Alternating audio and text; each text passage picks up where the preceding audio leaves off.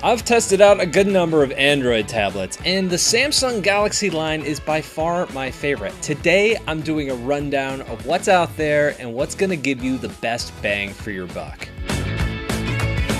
Hello, my name is Brad. I review tech for creative professionals, and Samsung likes to release a lot of products that cover pretty much every price point. So if you want a phone, you figure out what you want to spend, and Samsung says, we have a phone for that. It can be a little confusing if you go to their website and see so many products, but it's also a pretty handy way to know what you're going to get for what you're spending. To a lesser extent, they do this with their tablet line too. The Galaxy Tabs I have used and tested are the ones that come with pens, specifically the S Pen, and I will be mentioning some of the others, but really my focus here today is on art and design and that side of things, so that's really where I'm going to be focusing. Something important to know is if a Samsung tablet doesn't come with an S Pen, it will not work with an S Pen. That's because the S Pens use Wacom's technology, which needs sensors underneath the screen in order to pick up that pen input. If those sensors aren't there, the pen's not going to work. So right now, there's 4 Galaxy Tabs, let's say 4.5 Galaxy Tabs out there that I think are worth checking out. The top of the line is the Galaxy Tab S7 and the S7 Plus.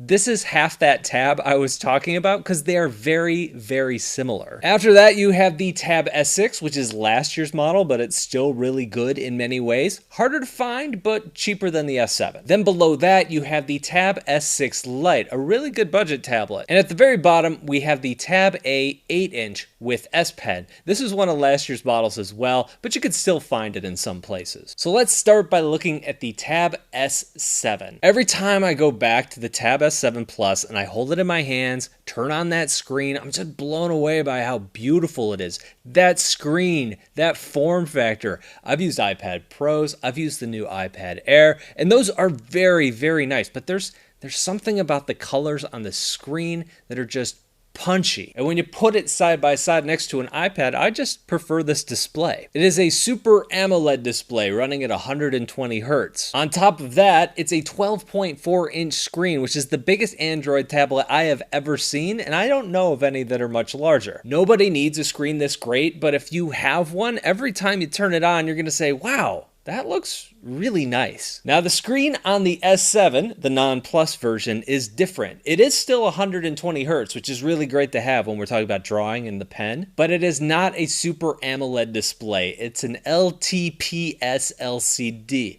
I haven't seen it, I haven't used it. Samsung does make some really nice screens, even if they're not the Super AMOLED screens though. So I can't guarantee that you're gonna have that same wow factor after seeing that screen if you don't opt for the Plus version of this tablet. But other than the display and the size of the tablet itself, the internals are exactly the same. And under the hood, these are pretty impressive. They both are rocking the Snapdragon 865 processor.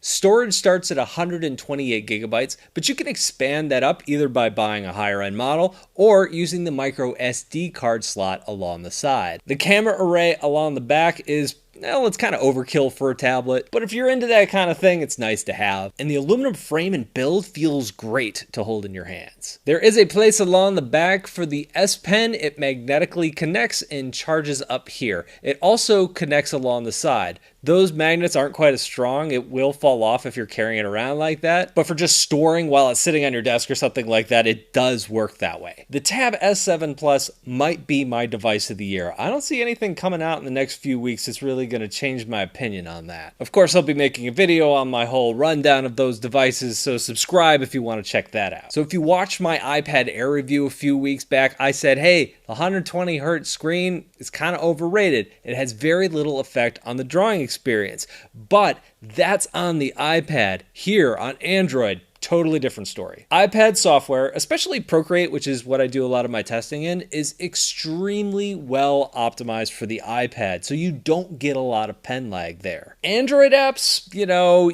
that's a little bit different. You get a fair amount of lag on Android apps, so when you add in that 120 Hz refresh rate, you're getting a dramatic improvement in how the pen performs. And so even though on the iPad I said, man, it's not that big a deal, I think here, it's a big deal. That refresh rate is great. So is there anything at all wrong with this tablet? No, I have no idea what Samsung's going to do next year to make this better, to be honest with you. I mean, obviously they'll probably add a newer processor, your kind of standard spec bumps, but I think this is the best Android tablet, hands down, I've ever used. I guess if I was going to say one thing, I haven't been nearly as impressed with the keyboard cover. You know, that's not as important to me though. It's the trackpad on that thing. It's sluggish, it's not responsive. I just didn't really care for using it that much. No matter which one of the devices I'm talking about here today that you're interested in getting, or if you're getting an Android phone, iPad, iPhone, even a PC, you should check out today's sponsor, Dashlane. When you get a new device, you have to go into every app and enter your username and your password and your personal information over and over.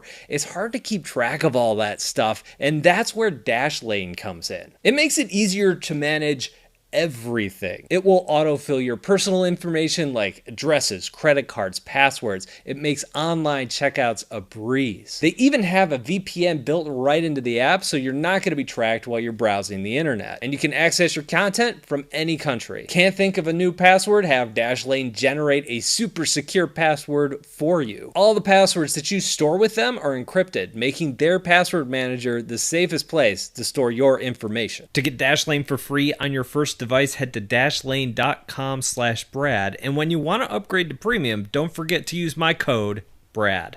The Tab S6 is still listed on Samsung's website for sale. It also comes with the S Pen. It's really great to draw on. It's a really solid Android tablet, and it was the top of the line tablet last year. So this year, it still performs very well. Storage starts at 128 gigabytes, but unlike the S7, it's only available in the 10.5-inch form factor. The screen here is nice. Well, it's a Super AMOLED display, just like the new S7 Plus is, but it's lacking the same visual punch. I don't know what it is, if it's the high dynamic range or what they did to this year's model, but I could definitely tell the difference between the two. Still looks good, but not as good as that S7 Plus screen. It's also not going to have that higher 120 hertz refresh rate. But when we're talking about drawing, that refresh rate really does help improve performance from this to that higher end S7. So for me, this tablet falls into that no man's land, right? It's still fairly expensive, and I'm thinking, hey, if you're gonna spend that much,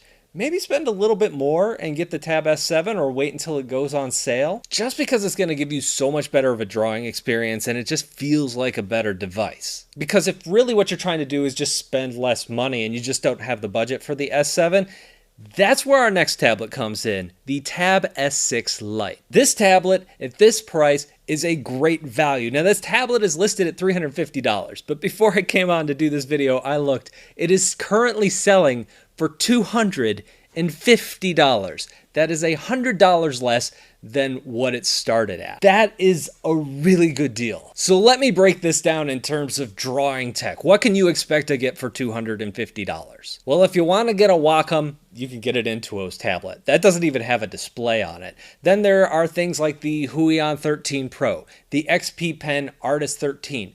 Those fall into that price category. Those are small monitors that need to be plugged into a computer in order to use them as drawing tablets. They're a heck of a lot heavier. They're a heck of a lot bulkier. You have a power cord. You have an HDMI cable. You have your USB plug-in. You have all of that stuff. They're not portable, whereas an Android tablet, the Tab S6 Lite, is a full-blown computer. It's portable. You could take it anywhere. Honestly, I think the drawing experience is a little better. And when it comes down to the quality of displays, screens, Samsung is kind of hard to beat. And in this case, Samsung's worst screen is better than many other of their competitors' best screens. I often say in my videos that the entry-level iPad is the best value in drawing tech, and I can make a pretty good case for why the iPad is better than an Android tablet. Personally, I do prefer the iPad because I feel that the app ecosystem is so much more robust. However, not a lot of people want to use Apple products, so I can totally understand if you want to go with Android. And these tablets have gotten to the point where I feel like the